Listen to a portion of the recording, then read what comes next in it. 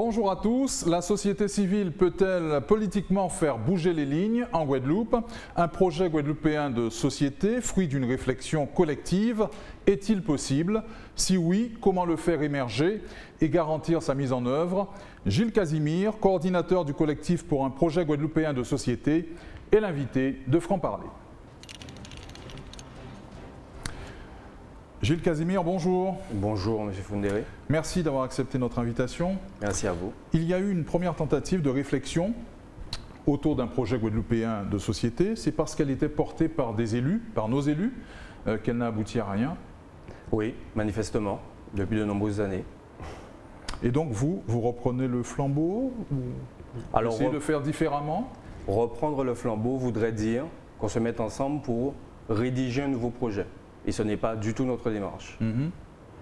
Alors, quelle est votre démarche précisément? En fait, nous souhaitons œuvrer dans l'éducation civique, éveiller les consciences. Nous invitons tous les Guadeloupéens à réfléchir avec nous et à prendre connaissance de tout ce qui a déjà été fait pour que tout le monde puisse mieux appréhender la situation présente.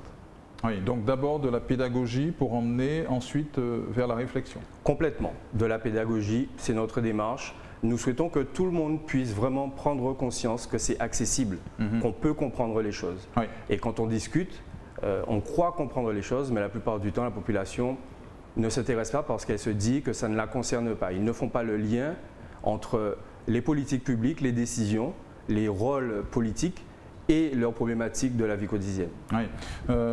Et donc pour vous, c'est la méthode à appliquer pour avoir le plus de chances de réussite? Oui, nous sommes un petit territoire, nous avons 380 000 habitants, nous nous connaissons tous, nous avons l'habitude d'échanger sur les faits de société, mais nous avons mis la politique de côté pour la plupart d'entre nous. Nous ne votons pas et on ne s'intéresse pas, alors que la politique a un impact direct sur nos vies.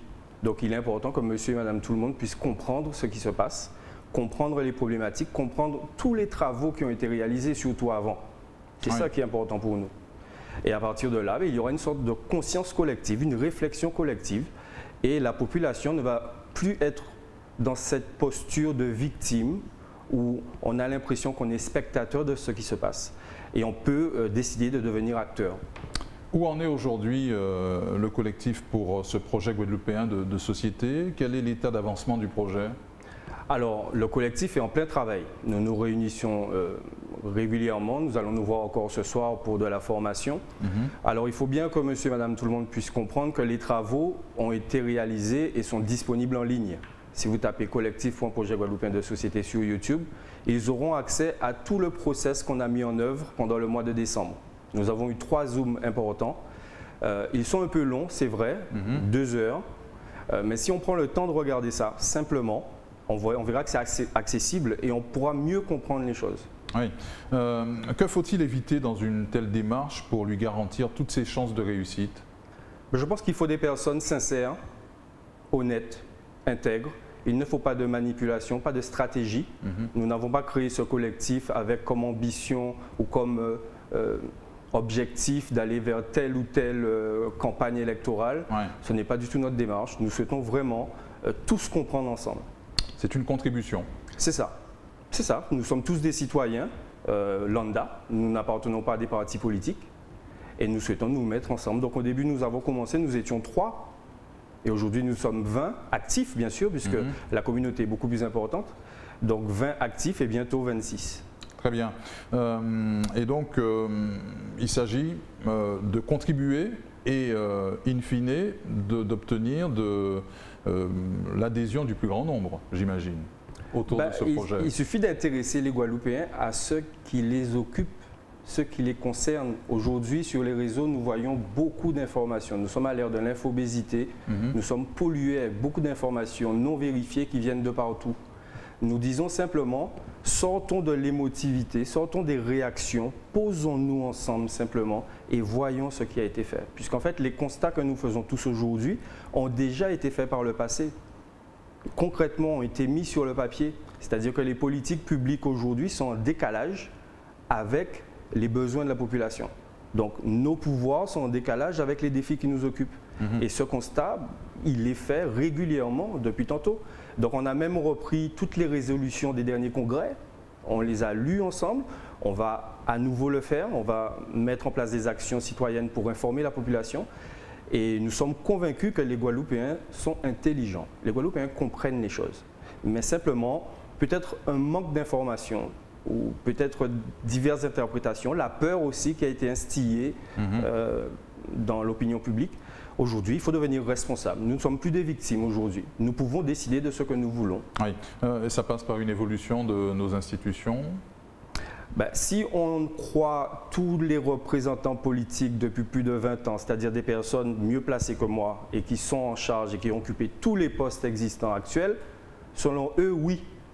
Maintenant, tant que monsieur et madame tout le monde ne comprend pas, donc la démarche doit venir de la population, de la base.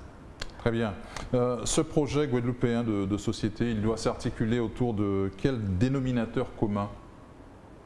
Je n'ai pas bien compris votre question. Oui.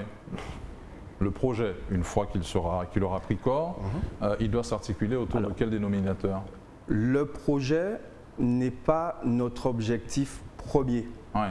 C'est la finalité, le projet. Tout à fait. Voilà. Donc, dans l'immédiat, ce qui est important, c'est déjà comprendre pourquoi tous les anciens projets n'ont pas été mis en œuvre et sont restés sur le papier.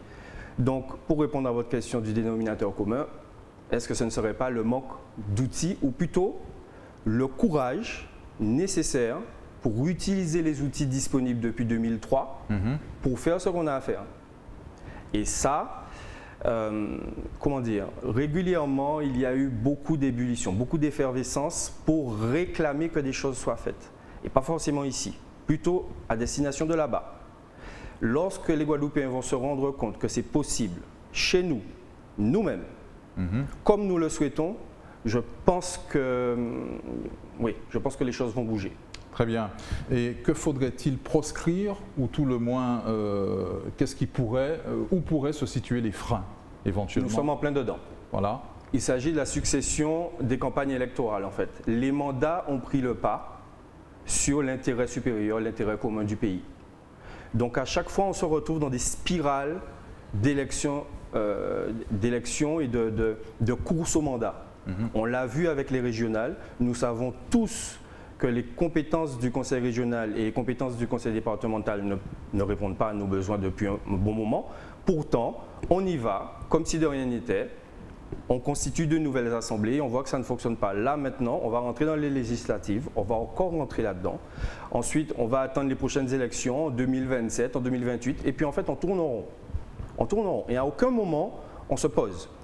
Remarquez que toutes les sociétés ont évolué suite à des crises. Nous avons des crises économiques, nous avons des crises de l'emploi, nous avons des crises sanitaires, nous avons des crises environnementales. Nous pensons au collectif pour un PGS que la prochaine étape sera en Guadeloupe, sera une crise politique, clairement. Parce que lorsque les Guadeloupéens vont se rendre compte que ça ne fonctionne pas et qu'on ne nous le dit pas, on ne prend pas le temps de nous l'expliquer, ils vont dire stop.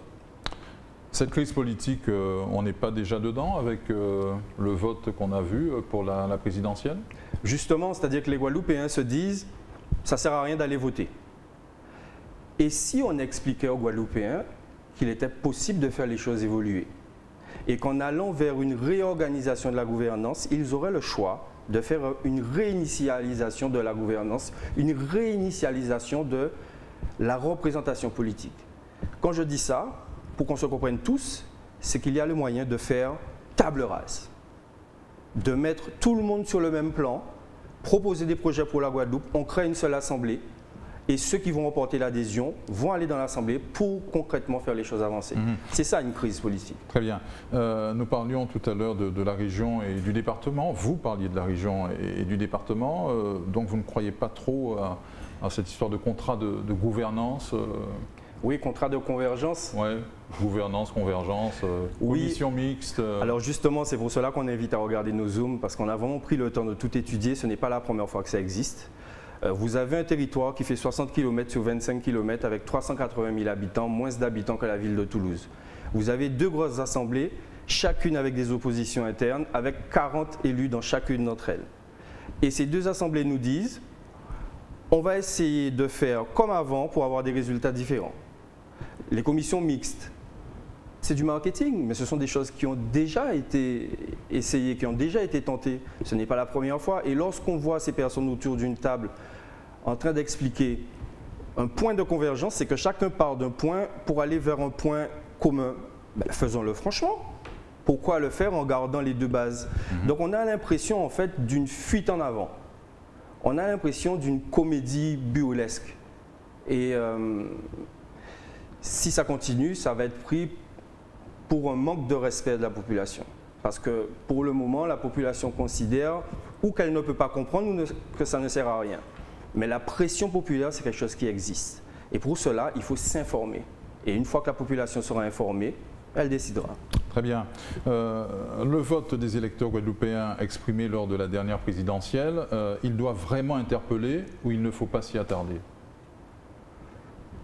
Nous sommes très forts pour nous mettre ensemble contre quelque chose ou contre quelqu'un. Ok, ça c'est fait. Tant mieux, on sait ce qu'on ne veut pas.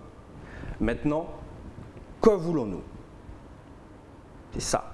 On doit passer vers cette étape. Et pour cela, il faut des personnes qui soient libres. Libres de dire les choses, libres d'exprimer leur opinion et libres aussi d'informer leur population. Et nos représentants politiques ont cette responsabilité d'informer la population, parce que tout le monde peut comprendre, tout le monde a la capacité de comprendre. Les Guadeloupéens sont ingénieux et sont inventifs. Tous les jeunes aujourd'hui ont plein de potentiel, ils comprennent les choses, mais on ne prend pas le temps de leur expliquer. La classe politique fait ses affaires, les organisations syndicales sont dans la revendication et il y a un peuple qui est là.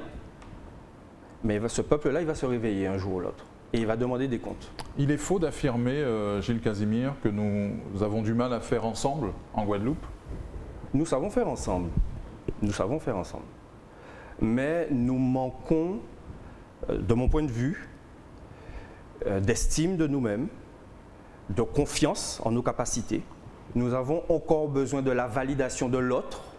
Nous avons besoin d'être considérés, puisque lorsque vous manifestez, vous cherchez une validation, vous cherchez une considération. Mais il y a quand même cette prise de conscience. Ah, il y avait les mots, nous devons faire par nous-mêmes. Ben maintenant, il faut vraiment le faire. Il faut sortir des slogans électoraux et maintenant, il faut le faire. Est-ce que nous attendons 8 ans, 7 ans pour voir, sachant que nous voyons que les défis qui nous occupent ne nous attendent pas, que le monde est en train d'évoluer, que tous les territoires d'outre-mer sont en train de s'organiser?